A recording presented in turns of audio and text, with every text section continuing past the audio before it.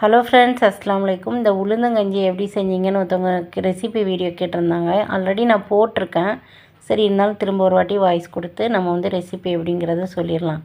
ஒரு 150 கிராம் உளுந்தை அலசிட்டு அதை ஒரு குக்கரில் சேர்த்து கொஞ்சமாக சாலிய விதை, ஒரு டேபிள் ஸ்பூன் அளவுக்கு சாலிய விதை, இது சூப்பர் மார்க்கெட்டில் இது கிடைக்கும்.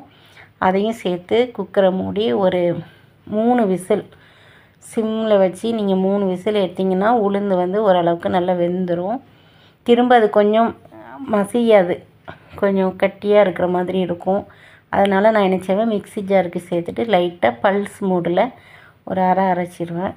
அது நல்லா சாப்பிட்றதுக்கும் குடிக்கிறதுக்கும் நல்ல கொழு கொழுன்னு டேஸ்ட்டு நல்லாயிருக்கும். இப்போது நம்ம கொஞ்சமாக கருப்பட்டி பாகு, அதாவது இனிப்புக்கு தேவையான கருப்பட்டி பாகு அதோட மிக்ஸ் பண்ணிவிட்டு திரும்ப நம்ம அடுப்பில் வச்சு நல்லா காய்க்கணும்.